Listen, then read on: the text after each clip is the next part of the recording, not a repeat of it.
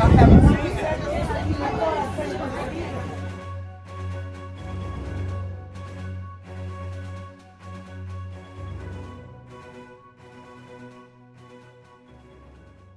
here, maybe more. Good. And we have Natasha Williams upstairs, the council member. I'm not going to start no mess, but I'm going to start a mess. I'm going to say good trouble. Yeah, from what I understand, someone was saying that they were invited. Yes, they were. I have no reason to lie. Okay, all of them were invited by email and by personal phone calls myself. So at any rate, like I said, I'm not going to try to tarnish anybody. You like they said, when somebody show you who they are, you will believe them. She did show up though. And that you showed up, but at that moment, now it's time to go. So at that rate, we'll give her maybe a little something for that. And, I do have. We have a very limited window for this commercial part. We have a very limited window. The housing piece was certified on Monday. So it's going to the community boards now. I just went to the first one on Wednesday in the whole city. It's going to be a community board 11 in 2 weeks. It's going to be a community board 13 within the next couple of weeks. They are demanding that the community boards vote on this by June 30th. And then it's going to go to the council by October because the mayor wants to jump up and say, I did it and I'm running for re-election and I'm the best, okay? This is, again, on a political timeline. It's not on a realistic timeline, which makes it even more dangerous. More dangerous. And let me just say briefly, the basement and cellar apartments, why don't you have them? Because Assemblymember Braunstein and others stated to the governor, you must create a different mechanism. They created a pilot program. Only 15 community boards in the city are now potentially going to have legalization of basements and cellars. 13 out of 14 in Queens are not. But the reason I say this is, where are 6 of them? Manhattan. Manhattan has no basements and cellars. It's those elected officials, along with some in Queens and some in Brooklyn. I'm not going to name names. I'm not going to name names. You guys, we can talk offline about that, but that's not the reason. I'm not here to cast shade on people. I will, but I'm not doing it here today. The key here is there are people who represent you right now who think all of this is great. There are people, specifically, a lot of people in Manhattan and in other parts of Queens and Brooklyn and even in the Bronx who think this is just the best thing ever. So it is very incumbent upon us, because what did we say? How much of the city is zoned single family? 15%. How much is zoned two family? 9%. We are a quarter of the city, and we are in the crosshairs. Absolutely right. Bill Perkins. Yep. Hey. Thanks, Paul. Not a politician, live in Rosedale. Someone asked what to do it now. 311, write the mayor. Today, go online. You can you go on 311, you find out, and your council member, write them. It doesn't have to be long. I don't want city of yes. No. Yeah. I don't want this. Freudian slip. Freudian slip. This is going to destroy our community. What the mayor is doing is, when we rezoned Rosedale in 2010, it took 2 years to do it, but it was a community process. It was the community determining that we needed to downzone. Same thing that Cambria Heights did, the same thing that Laurelton did, the same thing that Southeastern Queens did. We said, you know what, we want to protect the area, so we want to downzone. The 2-family homes, well, they're grandfathered in, but you can't build anything more than 2-family after the rezoning, okay? Now what's happening? It's no zoning. So this is radioactive. This is someone who is taking a law that has been in place since 1961 and saying, I'm going to rip out the independence of a community determining its own zoning and what it wants in its own community. And then I'm going to say, hey, developers, and come on in, because this does not, at any instance, with any inkling, change affordable housing. This is all market rate. What this does, this takes our homes, gives it to some development corporation, where then they can then expand this community to the extreme, and then charge market rate with only limited housing for those who really need it. We'll need housing if City of Yes goes through. So again, write the mayor today. Go online. It's all digital. You can get on 311. Say, hey, listen, I want to write the mayor about this City of Yes. I don't want this. I want to let my city council member know, because that's where it's going to happen. And then Paul mentioned the state officials are next. Let me tell you, I don't really care that the elected officials need a lot of, I need them to vote no. And what Paul mentioned, 26 votes is going to make this happen. So our elected officials here, we got a few council members here, they absolutely need to vote no. They absolutely need to vote no. And what we also need them to do is I need them to go down that aisle and tell other people who don't know about this community, say no to it, because it's going to destroy what we came here for. So again, 311, it's easy. Go on there and tell everybody. Tell all your friends. Paul came out to our civic meeting. We had an installation ceremony on Tuesday. On Tuesday. Came out on Tuesday. A lot of the community came out. A lot of the community who don't regularly come to the events. Some members are here today. And when Paul started talking about this, everybody was shocked. So get his video. Go on 311. Call and flood the mayor's office, flood our council member's office with saying no to this, and then tell them what to do. They need a little help. Tell them to go down that aisle. Tell them that we'll be there with them. But most importantly, talk with your neighbors. Because once this happened, when I moved to Rosedale 20 years ago, we didn't rezone. My block was 80% single family. Within 3 years, it was 80% two family. It was 80%. When this passes, if we let this pass, 5 years, you won't know what you're. You will not know this place. Okay? Now, I'm just giving you an example. Moved to Rosedale in 2003. 2005, that block of mine that was 80% single-family houses was 80% two-family houses. And you know what happens? Double the cars, more people in our schools, taxing on the utilities, brownouts. Anybody get brownouts in the summer when you turn your electricity on? This is what's going to happen. Thank you. Thank you, Bill. Hello, my name is Lynette Townsley, and I'm actually the youth committee chair for Community Board 12. I live in Addersley Park, but I'm also on the board of directors for PS 176 community-based organization, the after-school program in there.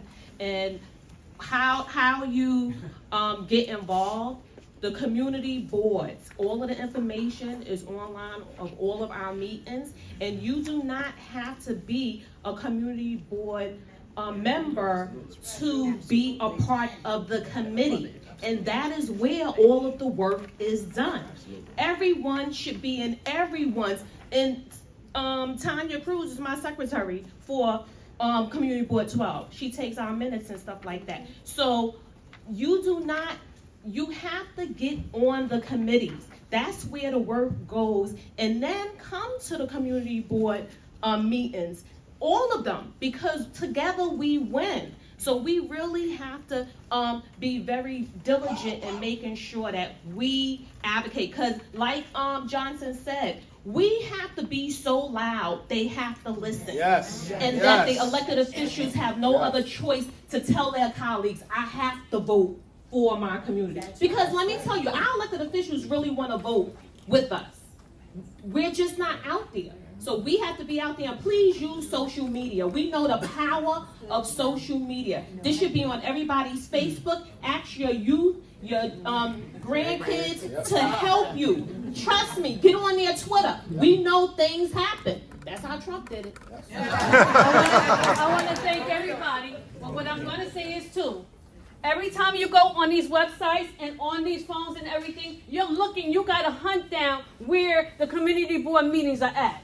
You're looking online, you're asking, neighbors don't even know. Okay? You're asking, where's the civic association meeting? I had to call another person that was the past president of the civic association to get on for the community civic association for my own area.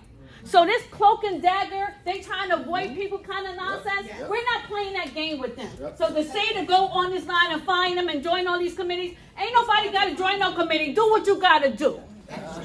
All this joining these committees and paying these dues, I pay dues, my taxes.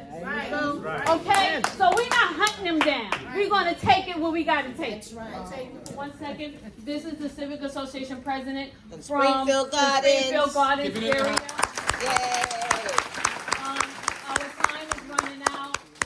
If we don't have a lot of time, he was supposed to speak about the Springfield Gardens area being inundated with, I think he told me 4 shelters. Crazy. We won't be able to stay long. You just want to take 2 seconds, and then maybe if you want to, we can have a Q&A, and then everybody can go. And I want to thank you again. Please thank you for your patience. I know it's warm and everything. Like I said, me and my cousin are not politicians. We're not a part of no civic association. We just residents like you, and we just started walking around and giving out flyers and caring about it. And I want to thank you again and again for your patience.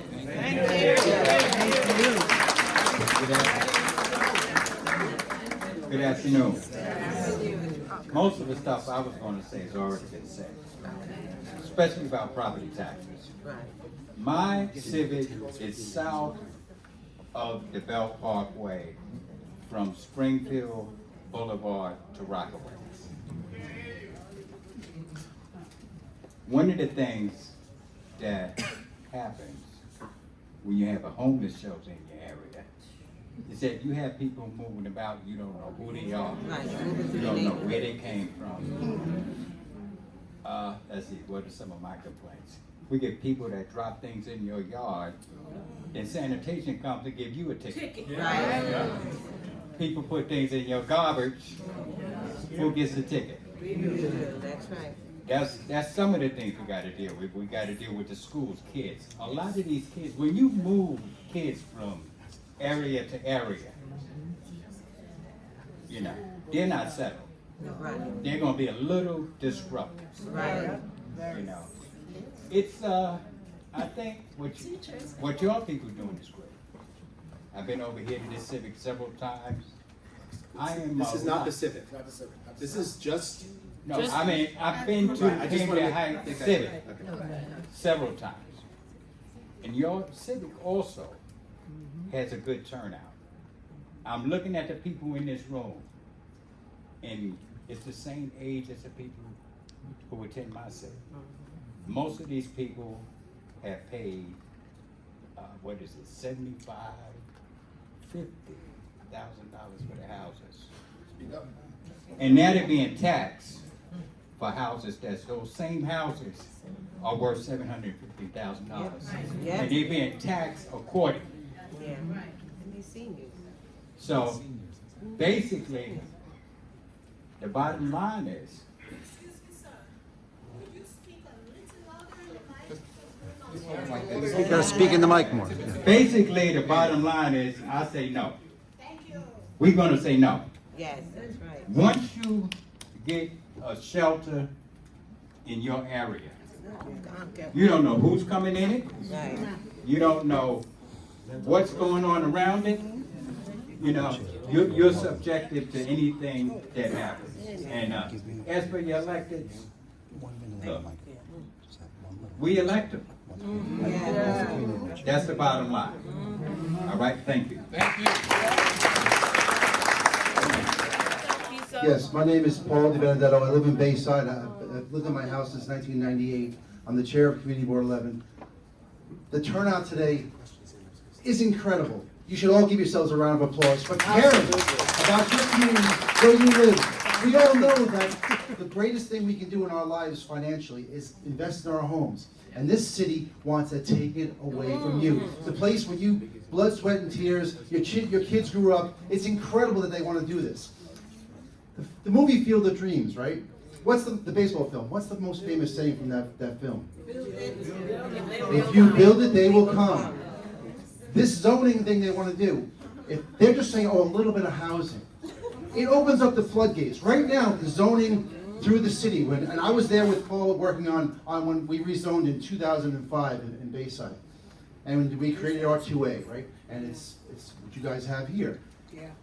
But whenever the lot is big enough, okay, a 40 by 100 lot, R2A, the average house on an R2A right now, built in the 20s, 30s, 40s, whatever, is maybe 16, 1,800 feet, right?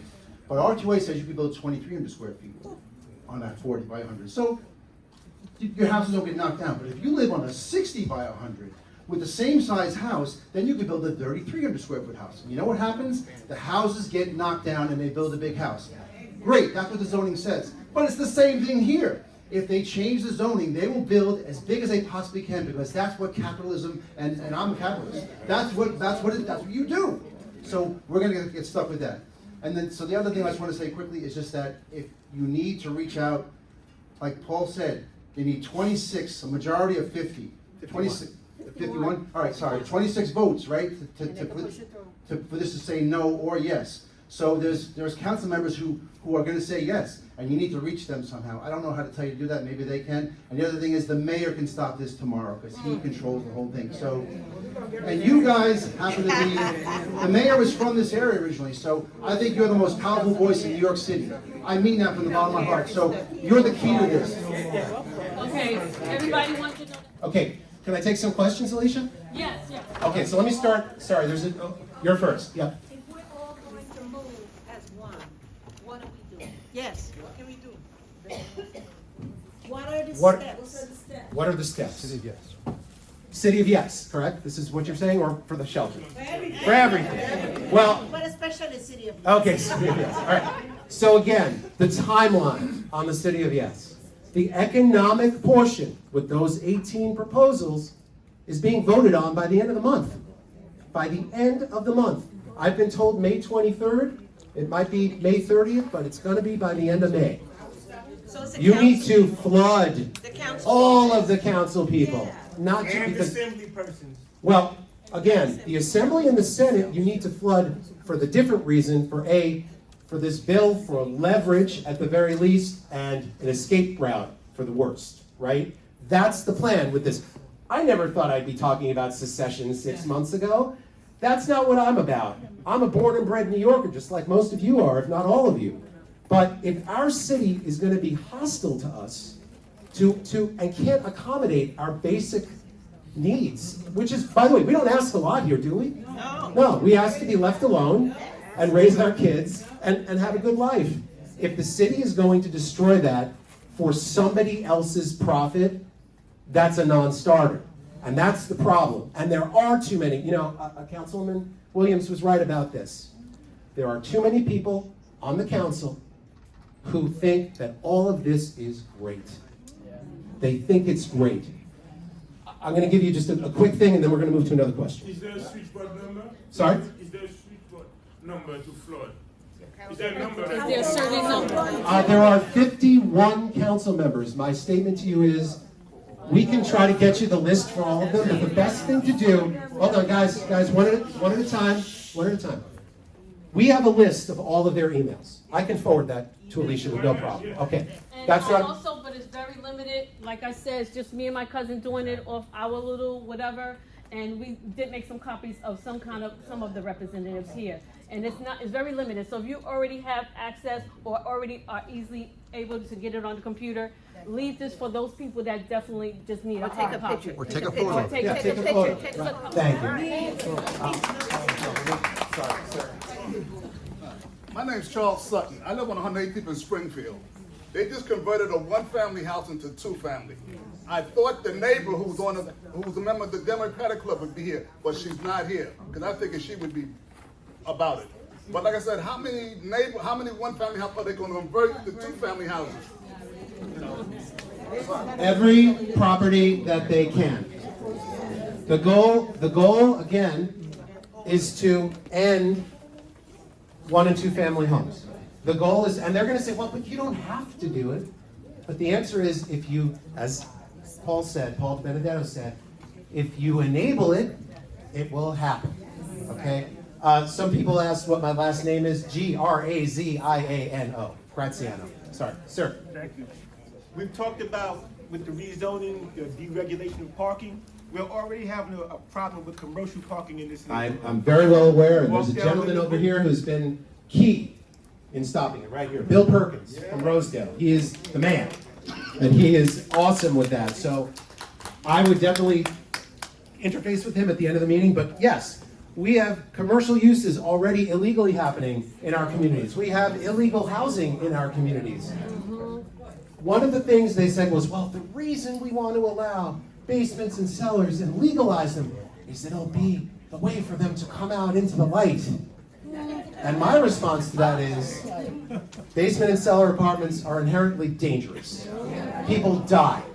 The people who have them don't want to be in the sunlight because it means they have to spend money, if they can even do it, hundreds of thousands of dollars to renovate, and then they have to change their C of O, and then their property taxes go up, and then they have to pay income taxes on the real stuff, and with the new tenant laws, if they have a bad tenant, they're not going to get paid, and they can't, quote unquote, remove the bad tenant. So all I'm trying to say here is, all this will do, all of these things, is remove any regulation and any enforcement that we already are screaming for, right? Our communities are screaming for this, and we are getting 1% of what we should be getting. 1%, if 1%. Paul, talk about how the squatter situation happened. Yeah. And it went to the media, it was an issue, and then the state, Republicans and Democrats, they put in the budget, legislation was done. So this is not impossible. And that's because it was a five alarm fire. And I know because one of them was 10 blocks from my house. And I know exactly what's going on, but he's absolutely right. Guys, we overstayed our visit. We were originally supposed to be out of here at 12:30.